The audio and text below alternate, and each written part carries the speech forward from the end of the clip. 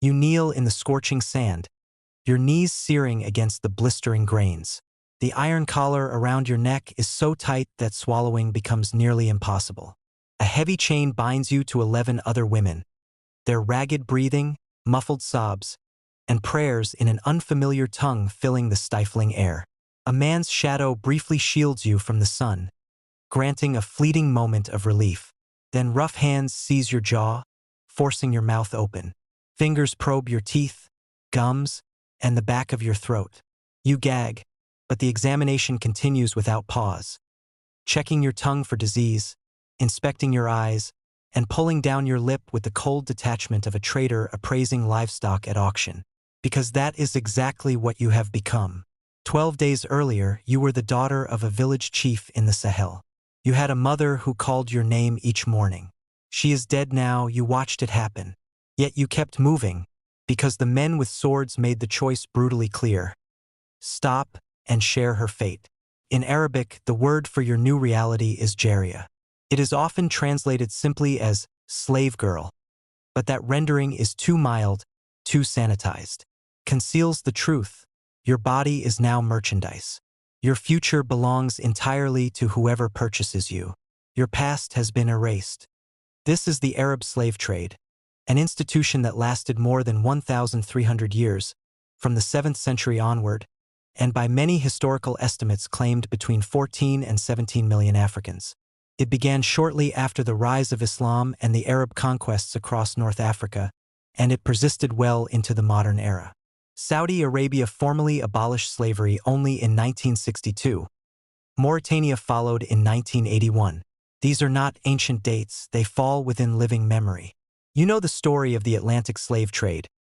Roughly 12 million Africans transported across the ocean over 4 centuries. A history preserved in museums, monuments, films, school curricula, and public discourse.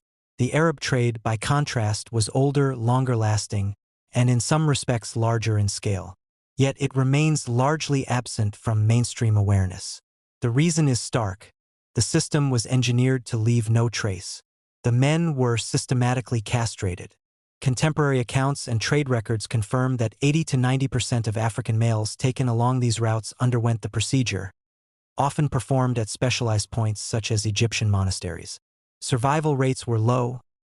Estimates suggest that for every eunuch who reached market alive, 3 to 5 others perished from hemorrhage, infection, or shock. The mathematics were ruthless.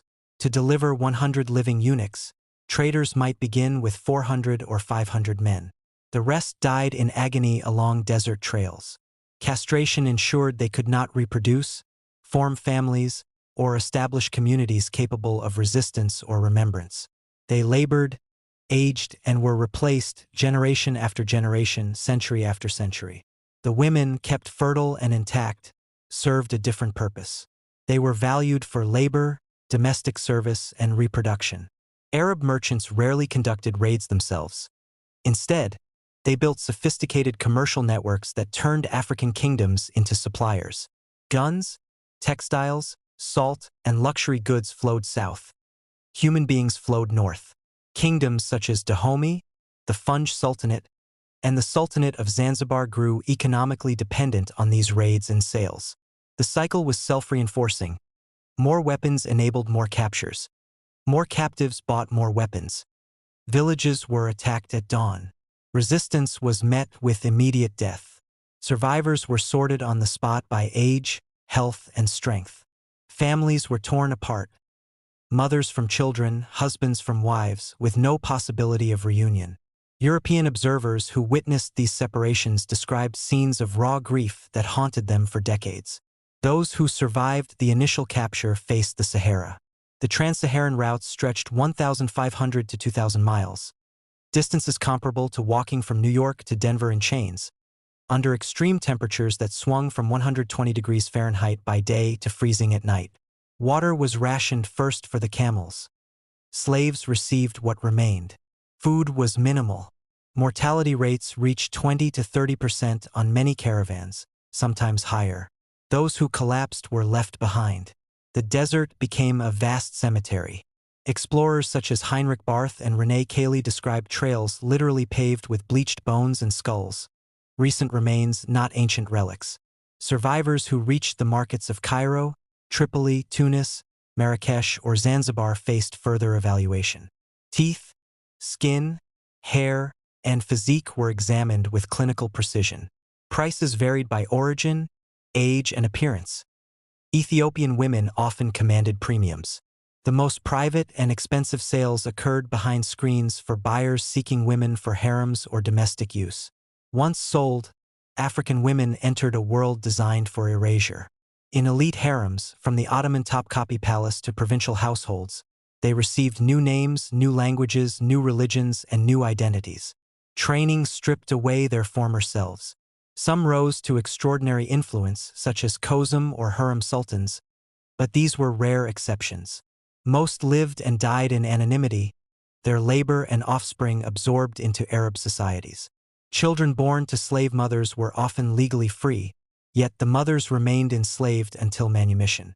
Over generations, African features and heritage were diluted until they vanished from collective memory. The trade did not end with a single dramatic decree. It faded gradually under British naval pressure, colonial administration, and international condemnation. The last open markets closed in the late 19th century, but clandestine operations persisted for decades. Today, the Atlantic trade's legacy lives in the 45 million descendants of African descent in the Americas, voices, communities, and institutions that keep the memory alive. The Arab trade left something else: absence. The men were castrated. The women's descendants were assimilated. After 1,300 years and millions of lives, visible communities of direct descendants are scarce across the Middle East and North Africa. The evidence that remains is archaeological. Mass graves in Libya, scattered bones across the Sahara, fragmentary records in Arabic manuscripts. In 2020, archaeologists uncovered one such grave in Libya.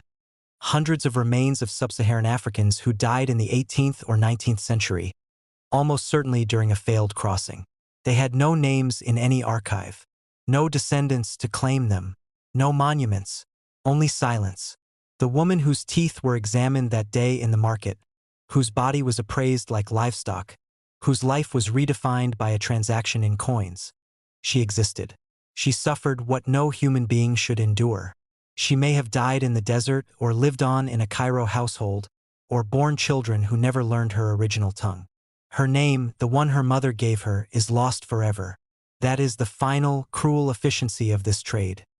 It consumed people so completely that even their memory was taken. This is crown and dagger. We do not sanitize history. We show what actually happened.